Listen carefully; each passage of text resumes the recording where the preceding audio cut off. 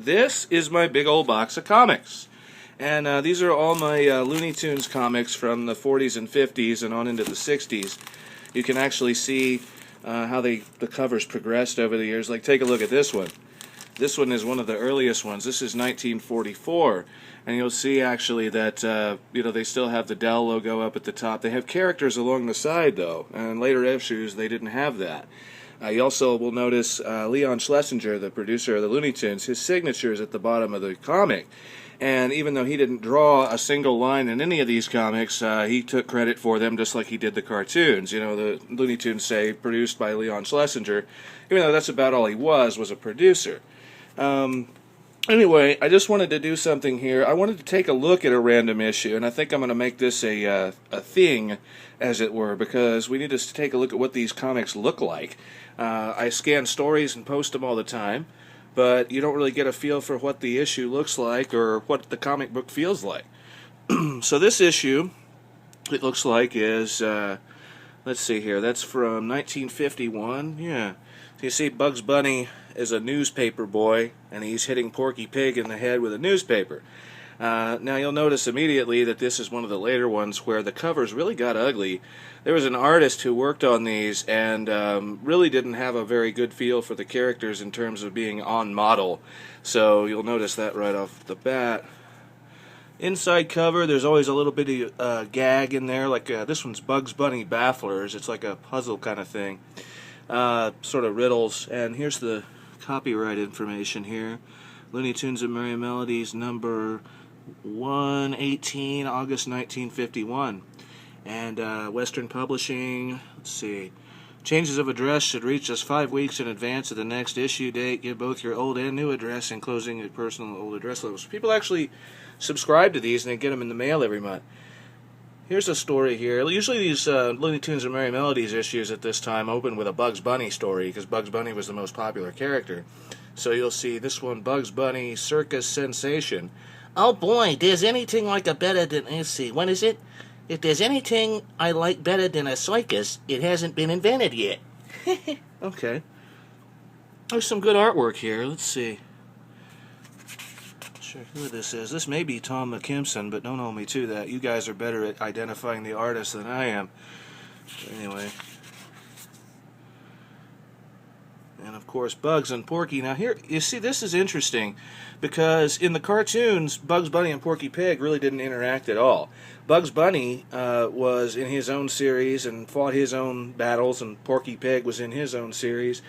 At least on into the 40s, the way it went was Bugs Bunny was in all the color cartoons, the Merrie Melodies, and then Porky was the star of the Looney Tunes, which were filmed in black and white. But characters never really interacted a whole lot. And in the comics, they interact all the time. And it's really kind of fun to see them. Porky is a little bit more of a, kind of a practical sort of hero kind of character. He's sort of an everyman, kind of like he was in the cartoons. But Bugs Bunny's more of a mischief maker who tends to get him into trouble. And then they have to work together to get out of whatever trouble they get in. So in this case, it looks like a whole circus mix-up here. Now here's a story with Tweety and Sylvester. I guess right in the early 50s, Tweety and Sylvester were very, very popular. So they actually got their own series of stories and eventually their own book. And there was a series of Sylvester and Tweety comic books by themselves. But anyway, this one's kind of fun. It's these are the most like the cartoons of pretty much all the comics. Sylvester and Tweety, they were pretty accurate to what happened in the actual animated shorts. But this one's kind of fun. They run into Foghorn Leghorn, who, says, "Don't let a pussy cat push you around, son. Don't do it. Stand on your constitutional rights. Cat's got no right to do that, son. Stand up. Don't be afraid, I say. That's the old spirit, son. How absurd to be running away from a cat anyway." And then, of course, Foghorn, he thinks Tweety Bird's a chicken hawk. And he runs away, and, Mr. Chicken has put new courage in me, little feathered breast. Okay. And, of course, Sylvester chases him. And this was before they redesigned Sylvester to the point that he was super ugly. They gave him, like, a green green outline on his eyes, which was okay, but then they put that white kind of mask on him. Had kind of a face mask and made him really squinty-eyed, and they made him really fat, too. I don't really care for that later design, but this one's kind of in between. Paints himself white. Porky Pig. Let's see. So here we got a little wolf character in here. I'm not sure what's going on with him. Let's see. I guess so, Petunia, but he sure can punch. A black eye is the mark of a rowdy. Huh. So anyway, we get this story with this wolf character and Porky. Porky gets a black eye. I'll have to read that one. I haven't actually really read this one yet. I just got it today, as a matter of fact. But Porky fights a wolf. Okay. Now, Mary Jane and Sniffles. Here we go. Now, see, these were more of a fantasy, and if I've posted these comics before on the blog. I've posted actual scans of stories, but they're not my favorite, but they really are pretty interesting. Mary Jane, of course, was this little girl that was designed loosely after the little girl in Friz Freeling's cartoon from 1934, I believe it was. It was called Beauty and the Beast, and eventually she evolved into this little girl who had this magic sand, and whenever she sprinkles magic sand on herself, she says the magic words of Puff Puff Piffles, make me just as small as Sniffles.